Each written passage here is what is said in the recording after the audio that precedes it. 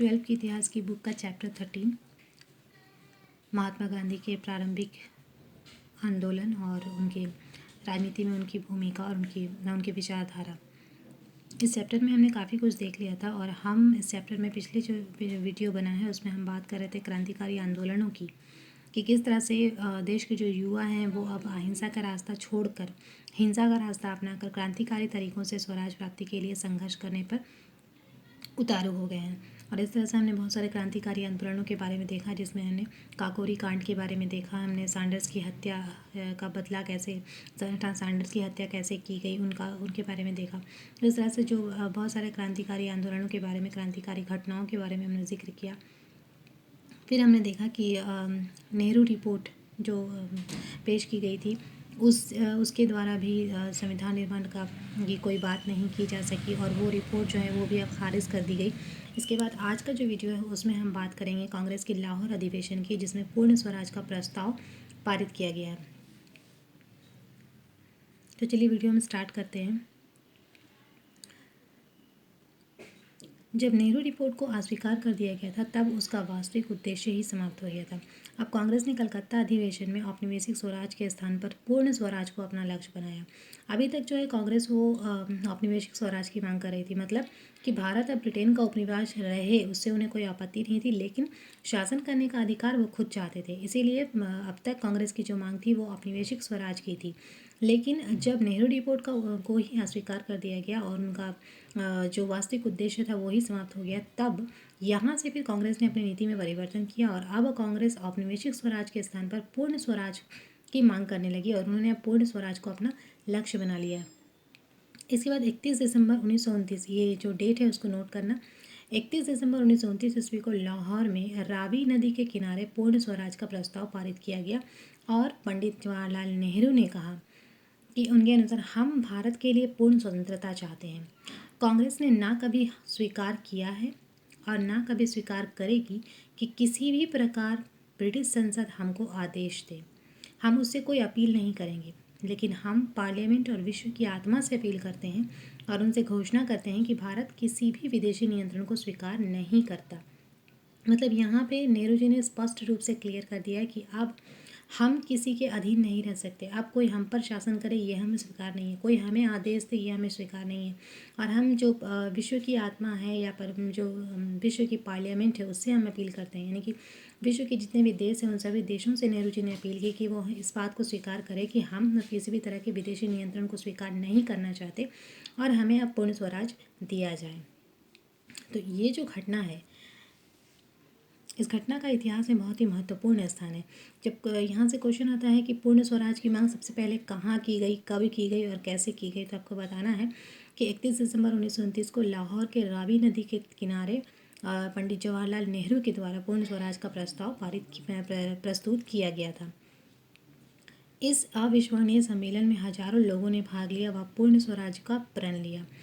फिर 26 जनवरी 1930 को संपूर्ण भारतवर्ष में स्वतंत्रता दिवस के प्रतीक के रूप में मनाया गया।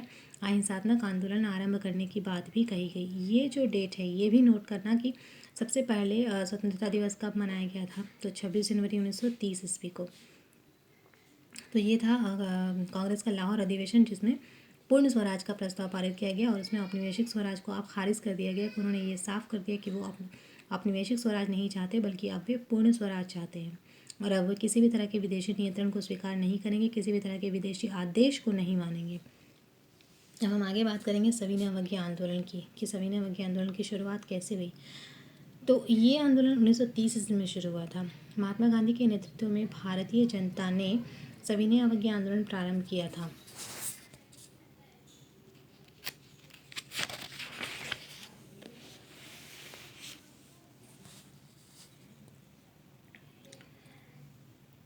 और इस आंदोलन की शुरुआत करते हुए महात्मा गांधी 12 मार्च 1930 ईस्वी को अपने 79 कार्यकर्ताओं के साथ साबरमती आश्रम से समुद्र तट पर स्थित दांडी की ओर गए थे।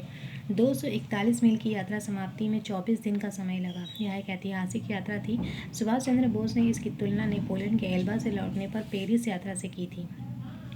तो गांधी जी ने सविनय अवज्ञा आंदोलन की शुरुआत कैसे की, वो अपने 79 कार्यकर्ताओं को लिए और 12 मार्च 1930 ईस्वी को पैदल चलना शुरू किए और समुद्र के किनारे वो दांडी की यात्रा जो शुरू की उन्होंने, वो दांडी नामक स्थान पर पहुँचे।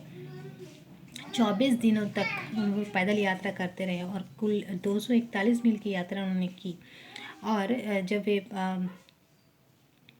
यात्रा पर पहुँचे और समुद्र तट पर पहुँचकर उन्होंने जो है समुद्र के जल से नमक बनाकर ये कानून तोड़ा। तो ये जो यात्रा थी इसकी तुलना इतिहास में ऐसा पहले हो चुका था कि जब नेपोलियन एल्बा से लौट रहे थे, पेरिस जा रहे थे, तो जो उनकी यात्रा थी उसी यात्रा की तुलना महात्मा गांधी की यात्रा से सुभाष चंद्र बोस ने की। बॉम्बे क्रॉनिकल उस समय एक पत्र निकलता था। उस पत्र में इस यात्रा के बारे में कहा गया कि मनुष्य जाति के हृदय में राष्ट्रभक्ति की लहर ने इतने जोर से कभी भी हिलोरे नहीं ली थी जो इस अवसर पर ली। भारत के राष्ट्रीय संविधान के इतिहास में इसे महान आंदोलन का आरंभ कहा गया। 6 अप्रैल को गांधी जी जो 12 मार्च में जो यात्रा शुरू किए थे उन्होंने, वो 6 अप्रैल को उनकी यात्रा ख़त्म हुई और 6 अप्रैल को वो समुद्र के तट पर पहुँचे और उन्होंने समुद्र के जल से नमक बनाकर नमक कानून तोड़ा।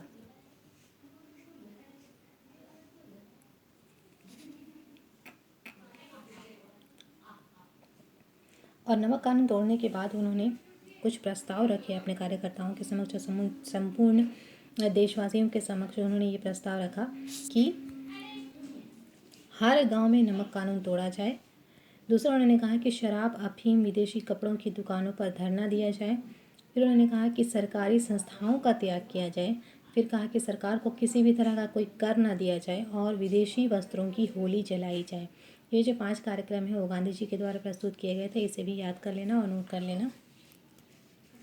इस तरह 4 मई 1930 ईस्वी को गांधी जी को गिरफ्तार कर लिया गया और सारे देश में विदेशी कपड़ों की होली जली। स्त्रियों ने शराब और नशीले पदार्थों की दुकानों पर धरना दिया, सरकारी संस्थाओं का बहिष्कार किया। सरकारी दमन चक्र भी काफ़ी ज़ोर शोर से चला। ऐसा नहीं है कि सरकार चुप रही। जब आंदोलन जोर शोर से था तो उसे दबाने के लिए सरकार का दमन चक्र भी पूरे जोर शोर से चलता रहा।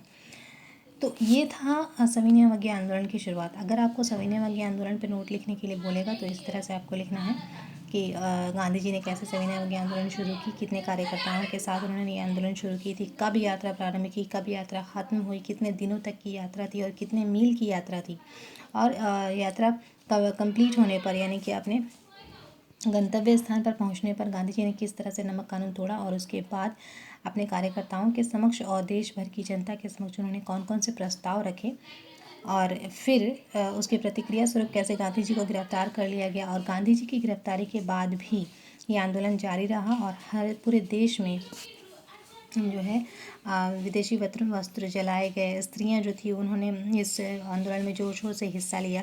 वो शराब की दुकानों पर, नशीले पदार्थों की दुकानों पर जाकर धरना देने लगी और जितने भी लोग थे जो सरकारी कार्यालयों में कार्यरत थे उन सभी ने अपने कार्यालयों से त्यागपत्र दे दिया, अपने कार्यालयों का बहिष्कार किया।